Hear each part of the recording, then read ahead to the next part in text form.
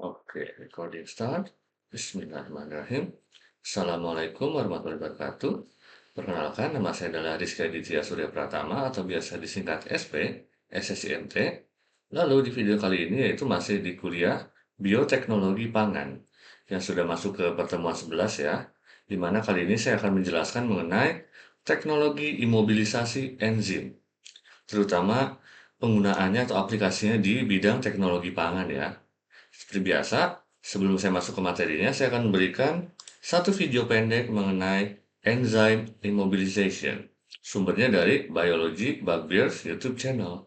Oke, kita nonton saja dulu ya video singkat ini. Enzyme immobilization and testing its application.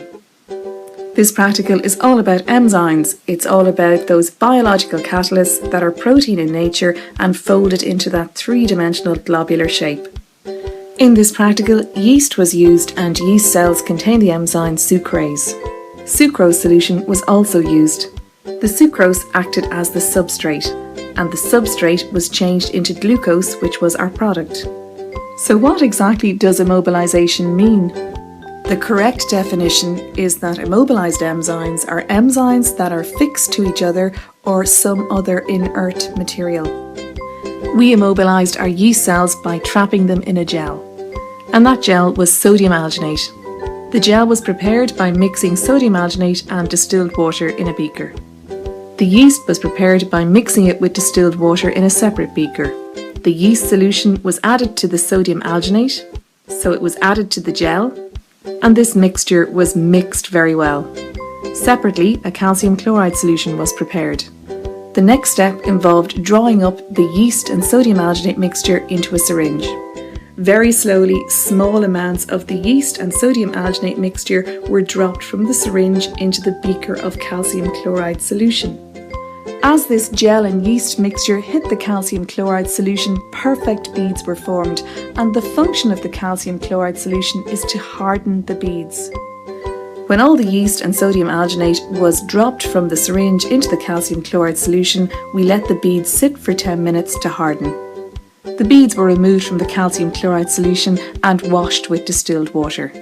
Washing with distilled water removes any possible free yeast that might be on the outside of the beads. So that was how we immobilized our yeast cells in a gel. Here's a rough diagram of one of those beads. So you have the alginate gel, you have the pores, and you have the yeast cells inside. Do we have to use a gel? No, there are other methods of immobilization.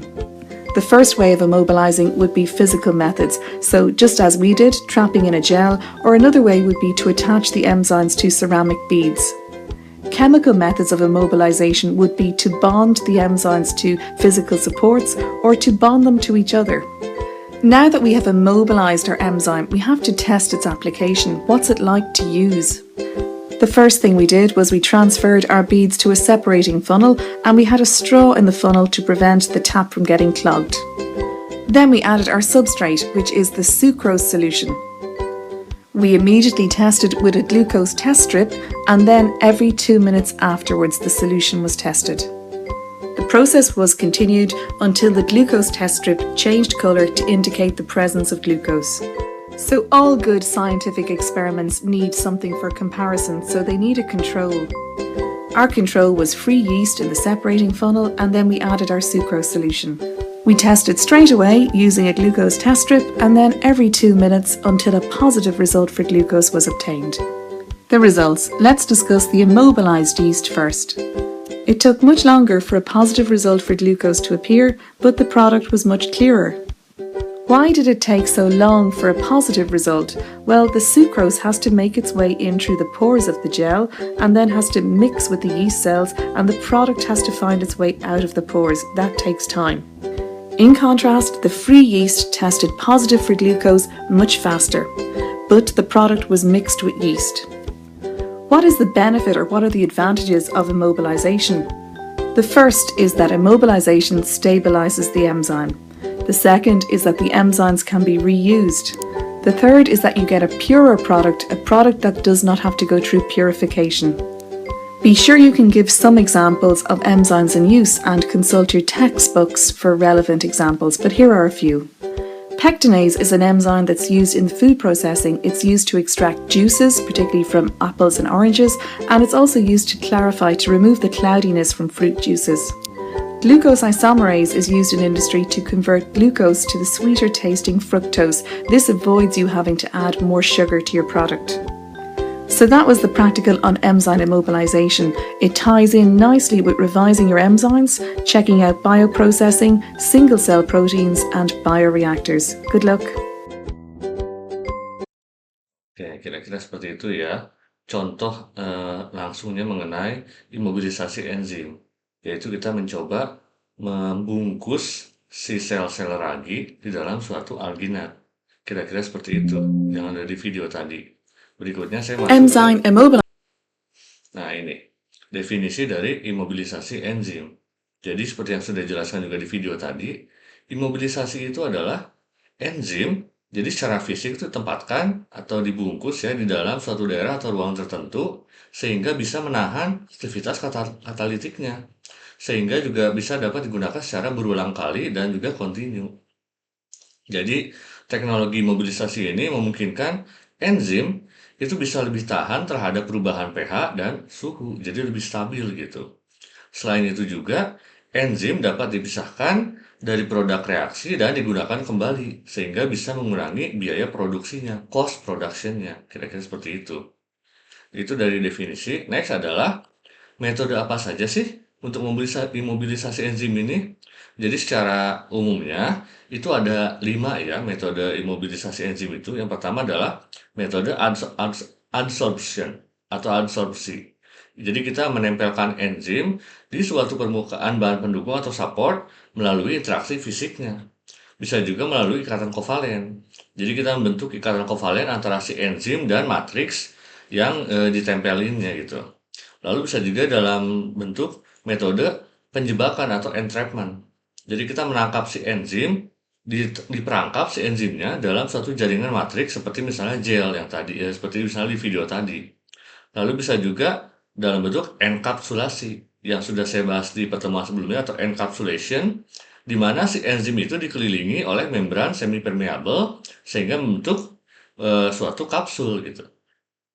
Yang terakhir adalah ikatan silang atau cross-linking, di mana kita mengikat si enzim itu dengan agen pengikat supaya bisa membentuk agregat tidak larut. Nah, seperti apa sih? Kalau hanya dengan kata-kata saja mungkin nggak terlalu kebayang ya. Jadi kalau dari gambar kira-kira seperti ini. Untuk adsorpsi seperti ini. Jadi si enzim itu ditempel pada suatu permukaan support gitu melalui interaksi fisiknya. Lalu berikutnya ikatan kovalen atau kovalen bonding, di mana ini kita membentuk suatu ikatan kovalen atau kovalen bond antara si support dengan si enzimnya. Lalu di sini juga bisa antara entrapment, penjebakan, ataupun enkapsulasi atau encapsulation. Antara kita si enzimnya dijebak dalam suatu matriks, misalnya gel, atau dibungkus dalam suatu membran semi-permeable atau dibuat jadi bentuk kapsul gitu. Nah, yang terakhir adalah cross-linking atau kita buat si enzimnya itu diikat dengan agen pengikat yang lainnya supaya kita bisa membentuk agregat tidak larutnya, atau dengan kata lain ini membentuk cross-link gitu di antara enzim tersebut sehingga menempel dengan supportnya ini. Itu kira-kira gambaran mengenai enzyme immobilization atau imobilisasi enzim ini. Next, saya akan menjelaskan tentang apa sih keuntungan dan kerugian imobilisasi enzim.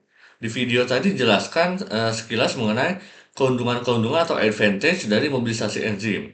Tapi ternyata bukan hanya keuntungan dari mobilisasi enzim ini, ada juga kerugiannya. Jadi ada plus, ada minusnya juga. Keuntungannya, seperti yang sudah dijelaskan juga, yang pertama adalah stabilitas enzim itu meningkat. Jadi enzim yang dimobilisasi itu biasanya itu lebih tahan terhadap perubahan pH maupun suhu. Lalu bisa juga penggunaan ulang. Jadi enzim yang dipisahkan dari produk reaksi itu bisa digunakan kembali sehingga mengurangi cost production-nya. Lalu juga dapat memberikan kontrol reaksi yang lebih baik gitu.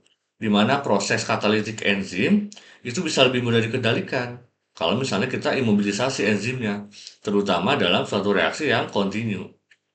Dan yang keempat terakhir adalah kita bisa mengurangi kontaminasi produk, di mana produk akhirnya itu biasanya lebih pure, lebih murni gitu dibandingkan yang tidak kita imobilisasi enzim gitu. Karena si enzimnya itu tidak bercampur dengan produknya, benar-benar dipisah gitu, sehingga produknya itu lebih murni, lebih pure gitu.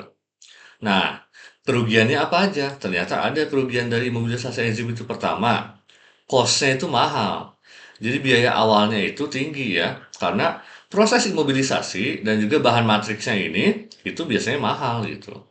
Lalu ada juga potensi atau kemungkinan terjadi inaktivasi enzim. Apakah itu? Jadi ada beberapa metode imobilisasi yang bisa menyebabkan aktivitas si enzim itu malah jadi turun atau malah jadi nggak aktif gitu. Dan yang terakhir, kesulitan dalam skala besar. Jadi, imobilisasi enzim ini bisa dilakukan dengan mudah apabila skalanya itu skala lab, misalnya skala kecil. Tapi, kalau dilakukan pada skala industri, itu bisa menjadi tantangan sendiri gitu, karena sulit dilakukan. Oke, itu kira-kira keuntungan dan juga kerugian imobilisasi enzim. Jadi bukan hanya keuntungan saja imobilisasi enzim, tapi ada kerugian atau ya plus minusnya lah. Ada plus, ada minusnya dari imobilisasi enzim ini. Next yang akan saya bahas adalah, nah ini, bahan dan matriks untuk imobilisasi enzim. Saya bagi menjadi dua slide karena secara general itu ada dua jenis, ada yang matriks yang organik dan satu lagi yang anorganik. Yang organik itu ada tiga yang jenisnya secara umum, yaitu agarosa, yang merupakan suatu polimer alami dari ganggang merah.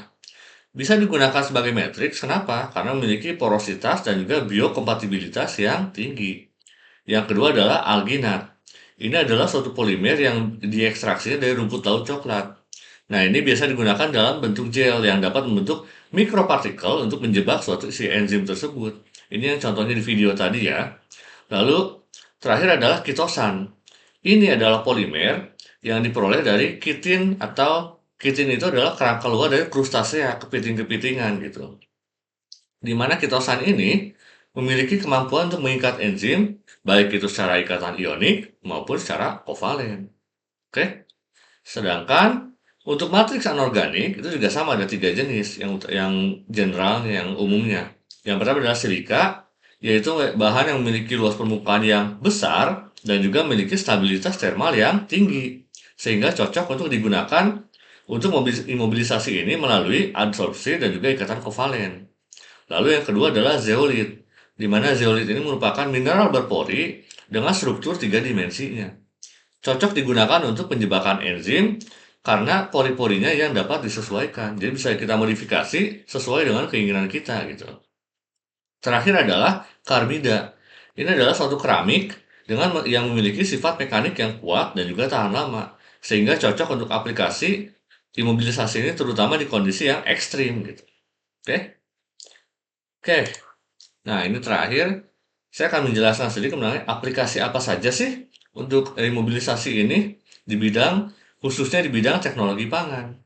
Contoh yang paling umum adalah dalam pengolahan susu. Misalnya, untuk produksi susu bebas laktosa.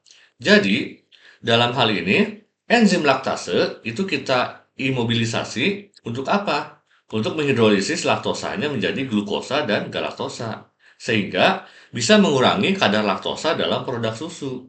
Jadinya ini jadi susu bebas laktosa atau susu yang tidak ada laktosa. Sehingga cocok untuk konsumen yang khususnya intoleran terhadap laktosa. Jadi kalau nggak kuat minum laktosa, dikasih susunya yang bebas laktosa. Yaitu dengan cara apa? Dengan kita mengimobilisasi si enzim laktasenya ini supaya dia bisa menghidrolisis laktosa menjadi glukosa dan galaktosa gitu. Bisa juga imobilisasi ini untuk meningkatkan kualitas susu itu sendiri. Jadi enzim-enzim yang diimobilisasi itu juga bisa digunakan misalnya untuk memperbaiki tekstur dan juga rasa produknya, seperti misalnya dalam pembuatan yogurt dan juga keju. Itu bisa kita modifikasi, bisa kita atur bagaimana kualitasnya ini menggunakan enzim-enzim yang diimobilisasi. Itu kira-kira fungsi atau peranan teknologi mobilisasi enzim ini terutama di bidang teknologi pangan. Oke, terima kasih sudah menonton video ini sampai akhir. Jangan lupa klik like, komen, dan juga subscribe channel saya ini. Wassalamualaikum warahmatullahi wabarakatuh.